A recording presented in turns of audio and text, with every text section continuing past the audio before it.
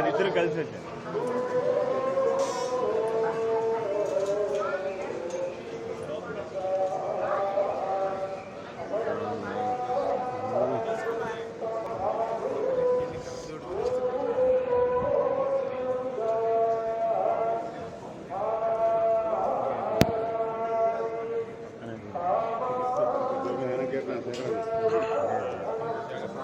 Get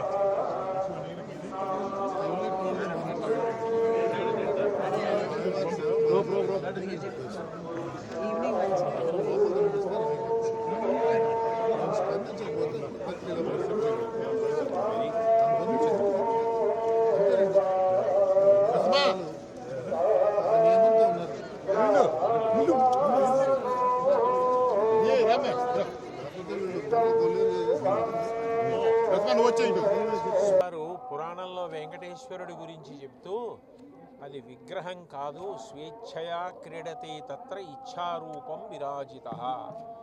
ఆయన అలా నిలబడాలనుకుని నిలబడ్డారు, సాక్షాత్ శ్రీమన్నారాయణుడే అని చెప్పారు. అటువంటి మహానుభావుడు సుదర్శన చక్రం పట్టుకుని నిలబడి ఉండగా మనందరినీ ఆయన నిరంతరం కాపాడతారు. అందుకే ప్రపంచంలో చాలా భాగం ఉద్రిక్తతలతోటి ఉద్విగ్నతలతోటి ఉండి యుద్ధ వాతావరణంలో నలిగిపోతుంటే మనందరం మాత్రం ఈ పాటి ప్రశాంతంగా ఉండగలిగాం. ఎక్కడ ఏ విధమైనటువంటి నష్టం జరగకుండా ప్రశాంతంగా మన పనులు మనం చేసుకోగలిగామంటే సర్వజగద్రక్షకుడైనటువంటి శ్రీమన్నారాయణుడు ఇక్కడ కొలువు ఉండడం, మనని కాపాడడం దానికి కారణం.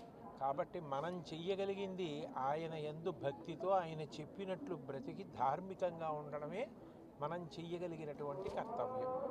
ఇవాళ స్వామివారి దర్శనం చేసుకుని ఎంతో సంతోషించి నమస్కారం చేసుకుని వచ్చాం.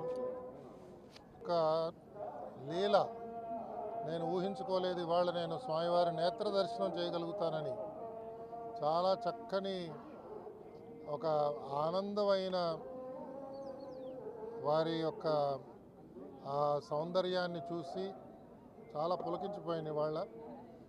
ఇందాక పెద్దలు చెప్పినట్టుగా విశ్వశాంతి స్వామివారి యొక్క ఆశీర్వచనం వల్లనే అది సఫలీకృతం అవుతుంది. దేశాన్ని పరిపాలించేవారు, దేశానికి రక్షణ కలిగించేవారు, దేశంలో ధర్మస్థాపన గురించి నిరంతరం కృషి చేస్తున్నవారు, వారందరికీ కూడా స్వామివారి యొక్క అనుగ్రహం పరిపూర్ణంగా లభించి ఈ దేశం యొక్క ఔన్నత్యానికి, ధర్మ పరిపాలనకి, ధర్మ నిరతకి మనందరం కూడా సనాతన ధర్మ వైభవం కోసం ఆ స్వామి యొక్క అనుగ్రహాన్ని మనందరం కోరుదాం. మన వ్యక్తిగత చిన్న చిన్న కోరికలు ఆయన తీర్చుతాడు. మనం విశాలమైన దృక్పథంతో మానవాళి గురించి ప్రార్థిద్దాం, మానవాళి యొక్క సుఖశాంతి కోసం ప్రార్థిద్దామనే ఒక సందేశం ఇవాళ స్వామివారి యొక్క వారి వర్చస్సు నుంచి నాకు అందినట్టుగా నేను భావిస్తున్నాను. భక్తులందరినీ కోరేది, తిరుమల యాత్ర చేస్తున్నప్పుడు ఏ రకమైన భావంతో యాత్ర చేయాలి, ఏ విధమైన ఆలోచనతో స్వామివారి దర్శనం చేయాలి, ఇలాంటి విషయాలన్నీ మనకి పెద్దలు ఎప్పటికప్పుడు ఉటంకిస్తున్నారు. పెద్దలు చాగంటి గారు ఇక్కడే ఉన్నారు.